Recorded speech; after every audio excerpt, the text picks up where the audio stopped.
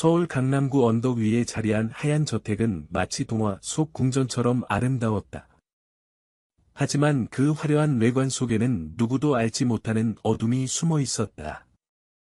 대리석 바닥 위로 떨어지는 물방울 소리만이 정막을 깨뜨리고 있었다. 7살 소녀 서하은은 자신의 몸보다 훨씬 큰 걸레를 손에 쥐고 있었다. 젖은 옷이 온몸에 달라붙어 추위에 떨고 있었고, 흐트러진 머리카락 사이로 눈물이 끝없이 흘러내렸다. 그녀의 앞에는 계모 박미선이 차갑고 날카로운 눈빛으로 내려다보고 있었다.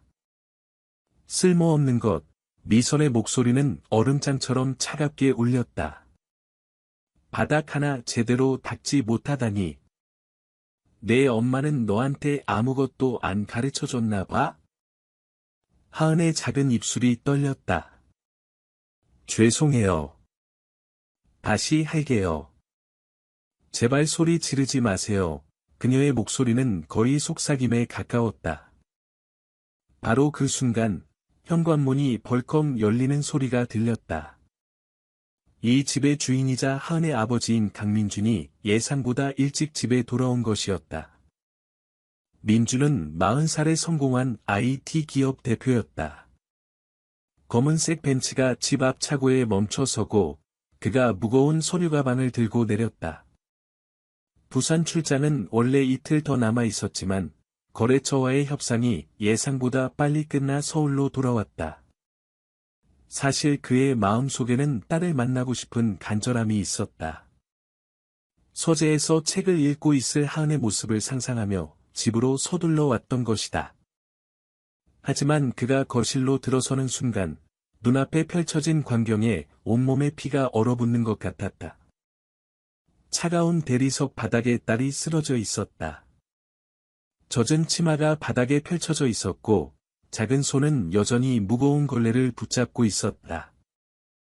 옆에는 엎질러진 무량동이가 놓여 있었다.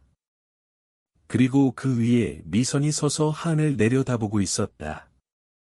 민준의 서류 가방이 바닥에 떨어지며 둔탁한 소리를 냈다. 그 소리가 저택 전체에 울려 퍼졌다. 미선이 황급히 몸을 돌렸다.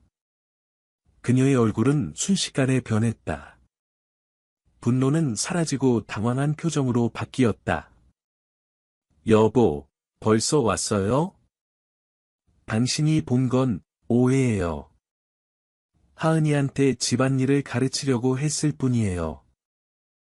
하은이 고개를 들어 아버지를 올려다봤다. 눈물로 붉게 충혈된 눈동자는 절망으로 가득했다.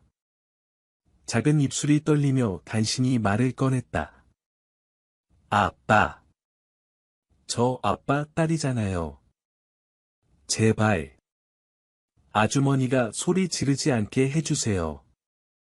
민준의 심장이 쿵 내려앉는 것 같았다. 하지만 그의 머릿속에는 미선이 처음 이 집에 왔을 때의 모습이 떠올랐다. 부드럽고 다정했던 그녀의 미소, 하은에게 건넸던 따뜻한 말들. 그는 이 모든 것이 단순한 오해일 거라고 믿고 싶었다. 깊은 한숨을 쉬며 민준은 무겁게 입을 열었다. 미선 씨, 다시는 이러지 마세요. 하은이는 아직 어린아이예요. 그의 말은 차갑고 무겁게 공간에 떨어졌다. 하은은 고개를 떨어뜨렸다. 그녀의 눈에서 마지막 희망의 불빛이 꺼졌다. 그날 밤, 하은은 자신의 작은 방에 누워 있었다. 손에는 낡고 해진 곰인형을 꼭 껴안고 있었다. 군데군데 기운 자국이 있는 이 인형은 세상을 떠난 엄마가 준 마지막 선물이었다. 하은은 인형을 가슴에 꼭 누르며 눈물 속에서 속삭였다. 엄마. 아빠는 제 말을 안 믿어요. 어떡하죠? 대답은 없었다. 방 안에는 침묵만이 흘렀다. 다음날 아침, 하은은 평소보다 늦게 일어났다. 눈은 울음으로 퉁퉁 부어 있었고, 머리카락은 엉망이었다. 천천히 교복을 입고 조용히 계단을 내려왔다. 식당에서는 미선이 가짜 미소를 지으며 커피를 따르고 있었다. 하은아, 앉아. 오늘 언니가 팬케이크 만들어줄게. 그녀의 목소리는 너무나 다정했지만 어딘가 어색했다. 하은은 고개를 저었다. 싫어요. 그녀는 작게 대답했다. 민준이 눈살을 찌푸렸지만 아무 말도 하지 않았다. 그는 회사에 가야 했다. 빨리 가, 학교 늦겠다. 그가 짧게 말했다. 하은은 책가방을 집어들고 아버지를 쳐다보지도 않은 채 집을 나섰다. 저녁이 되어 민준이 집에 돌아왔을 때 식탁에는 호화로운 저녁 식사가 준비되어 있었다. 미선은 환한 미소로 그를 맞이했고 옆에는 낯선 소년이 앉아 있었다. 이 애는 강우진이라고 해요. 제 사촌언니 아들인데 집안 사정이 어려워서 잠시 우리가 돌봐주기로 했어요. 미선이 부드럽게 설명했다. 민주는 어깨를 으쓱했다. 자선활동이라고 생각했다. 그래요, 편하게 지내. 그는 간단히 말하고 자신의 방으로 올라갔다. 하지만 민준이 사라지자마자 우진의 얼굴이 변했다. 그의 눈에서 아기가 번뜩였다. 그는 하은에게 다가가 그녀가 소중히 간직하던 곰인형을 낚아챘다. 이 낡은 걸레 같은 거 쓰레기통에 버려야겠네. 우진이 비웃으며 말했다. 안 돼. 하은이 소리치며 뛰어들었지만 우진은 그녀를 거칠게 밀쳤다. 하은은 바닥에 넘어졌다. 눈물이 눈에 가득 찼지만 그녀는 참았다. 말해봤자 소용없다는 걸 알았기 때문이다. 문 뒤에서 미선이 지켜보고 있었다. 그녀의 입가에는 차갑고 미세한 미소가 번졌다. 그날 밤 민주는 딸의 방에서 흐느끼는 소리를 들었다. 그는 문 앞으로 다가가 노크했다. 하은아, 울고 있니? 아니에요, 아빠.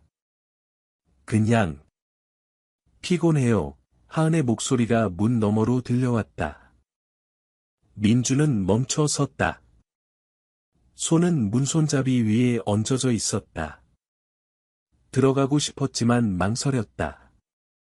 천천히 손을 내리고 자신의 방으로 돌아갔다. 가슴 속에는 불안한 감정이 자리 잡았다. 며칠 후 저녁 식사 시간, 우진이 실수로 뜨거운 국을 하은에게 쏟았다. 하은이 아픔의 비명을 질렀고 우진은 크게 웃었다.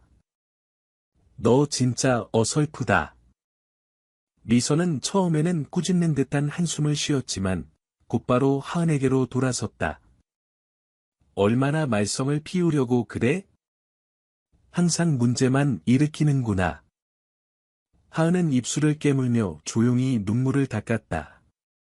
민주는 눈살을 찌푸렸지만 아무 말도 하지 않았다. 그때 민준의 아버지 강태수가 끼어들었다. 백발의 노인이었지만 눈빛은 여전히 날카로웠다. 저 아이가 누구지? 태수가 차갑게 물었다. 우리 집안에 그런 사촌은 없는데. 미선은 고개를 살짝 숙이며 짜증을 감추려 애썼다. 먼 친척이에요. 그냥 도와주려고 했을 뿐이에요. 태수는 눈을 가늘게 떴지만 더 이상 말하지 않았다. 하지만 민주는 점점 더 이상한 압박감을 느끼기 시작했다.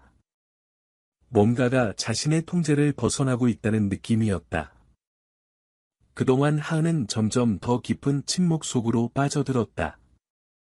아버지와 말하는 것을 멈췄고 눈도 마주치지 않았다. 그녀의 마음 속에는 하나의 생각만이 맴돌았다. 진실을 말해도 아빠는 날 믿지 않을 거야.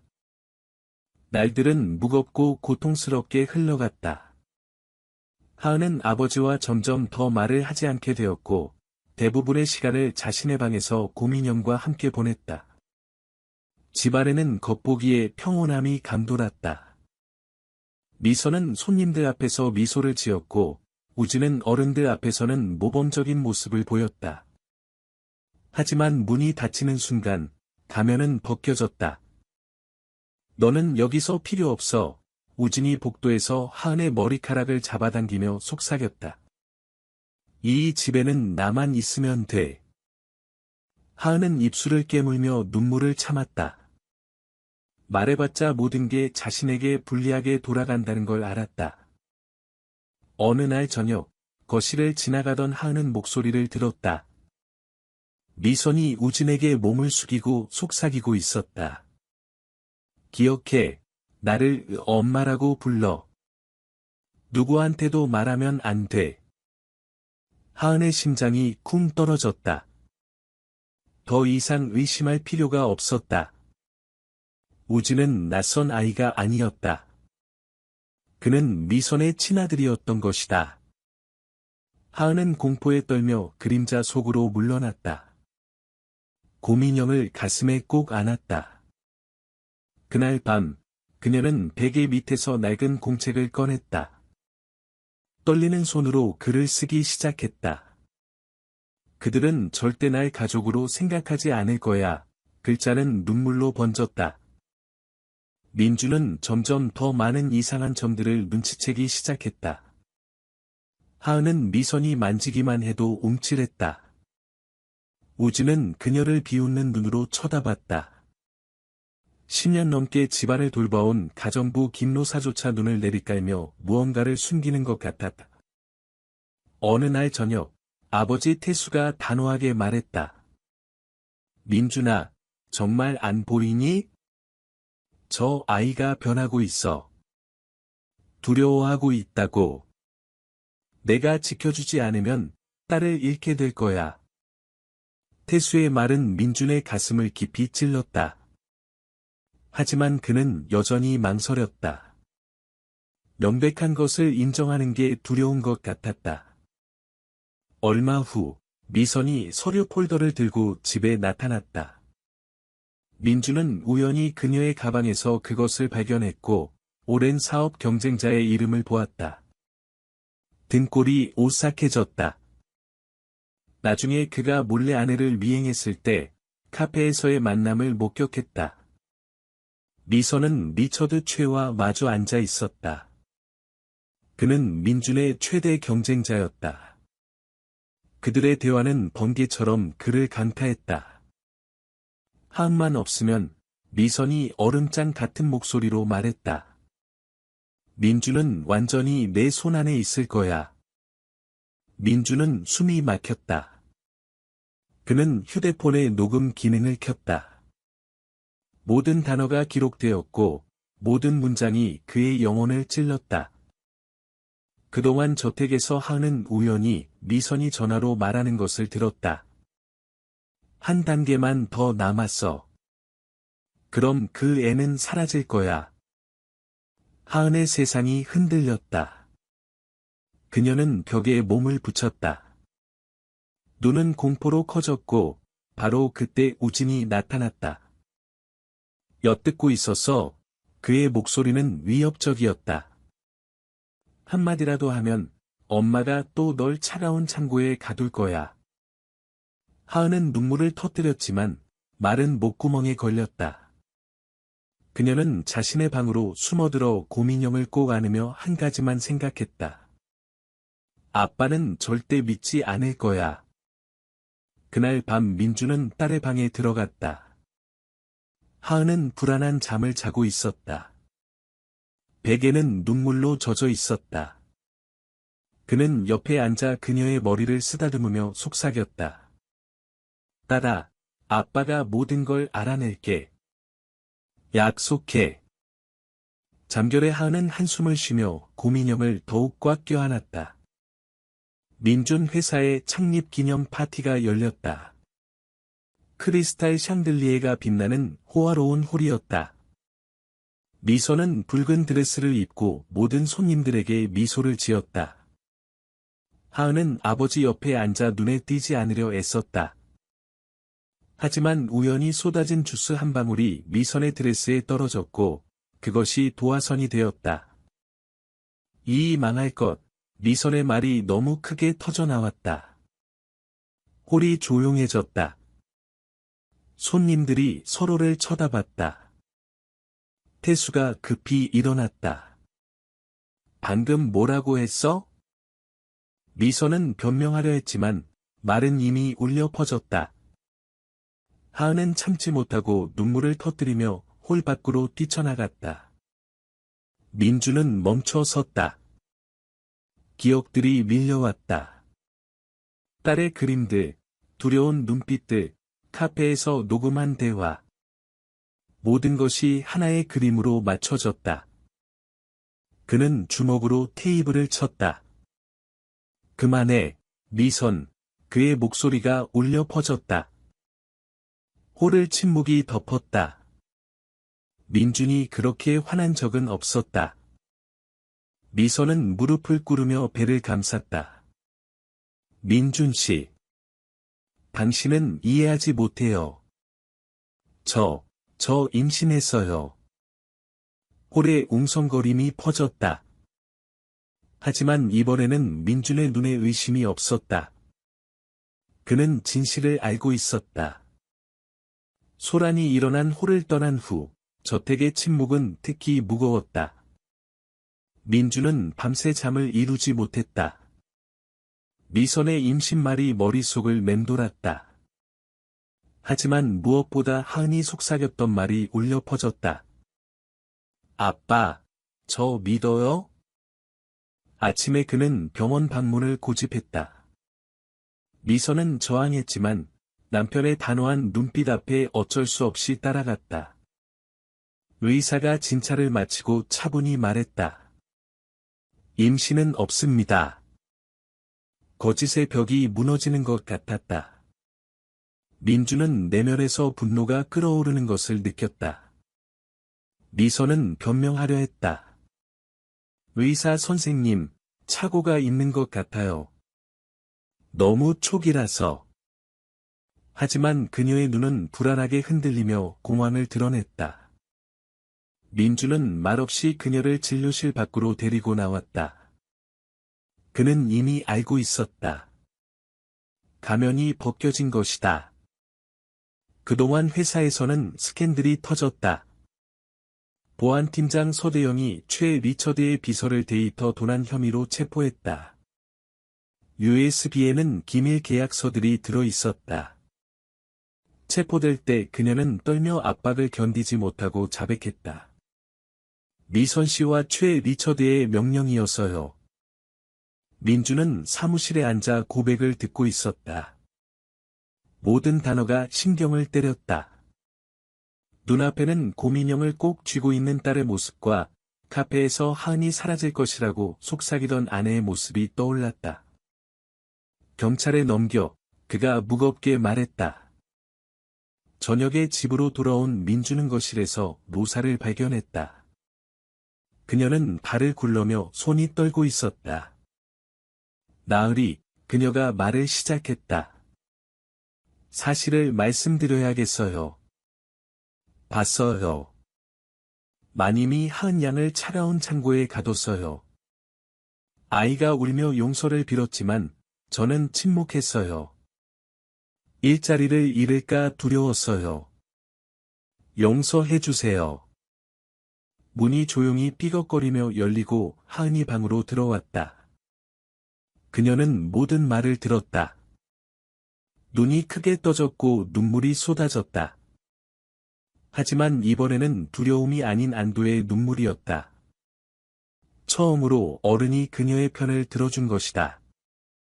노사 아주머니, 하은이 울며 여자의 품으로 달려들었다. 민주는 주먹을 꽉 쥔 채 움직이지 않고 서 있었다.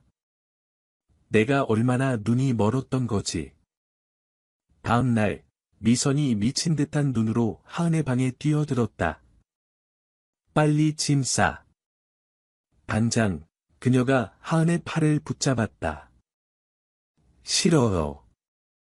아빠가 곧 올 거예요. 하은이 소리쳤다. 닥쳐. 미선이 날카롭게 외쳤다. 내가 아니었다면 그 사람은 오직 내 것이었을 텐데. 너는 저주야. 그녀는 하은을 차로 끌고 갔다. 우진은 앞좌석에 앉아 창백한 얼굴로 문을 꽉 붙잡고 있었다. 엄마, 하지 마, 잡힐 거야, 그가 애원했다. 하지만 미선은 정신이 나간 것 같았다. 차가 출발하며 밤속으로 사라졌다. 로사가 부엌에서 숨을 헐떡이며 뛰어나왔다. 나으리. 마님이 하은 양을 데려갔어요. 그녀의 목소리가 부서졌다. 민주는 얼어붙었다. 심장이 구덩이로 떨어지는 것 같았다. 즉시 그는 보안팀 번호를 눌렀다. 긴급 추적 활성화. 경찰 연결. 고속도로에서 빨강파랑 불빛이 앞쪽에서 깜빡였다. 경찰차들이 길을 막았다. 미선은 엑셀을 밟았지만 양쪽에서 차단되었다. 차가 비틀거리다 멈췄다. 손을 들고 나오세요. 확성기가 울렸다. 미선이 비명을 지르며 몸부림쳤다. 그녀는 수갑에 채워졌다. 우진은 울면서 얼굴을 가렸다. 민준이 뒷문으로 달려가 하은을 끌어냈다. 소녀는 그의 목을 감싸며 울었다. 아빠, 안 올 줄 알았어요. 내가 여기 있어. 너와 함께 있어. 그가 속삭였고, 그의 얼굴에는 눈물이 흘렀다. 오랜만에 민주는 딸과 함께 울었다. 며칠 후, 법정은 가득 찼다. 기자들이 카메라를 찍어댔고, 저널리스트들이 헤드라인을 썼다. 피고석에는 박미선, 리처드 최, 그리고 그의 비서가 앉아 있었다. 백발의 판사가 판결을 낭독했다. 박미선은 아동학대, 사기, 공모 혐의로 유죄. 징역 15년. 미선이 비명을 질렀다. 민준 씨. 모든 걸 당신을 위해 한 거예요. 하지만 그의 눈에는 연민이 남아있지 않았다. 리처드 최는 금융사기 및 재산 탈취 시도로 평생 사업 금지 및 자산 몰수.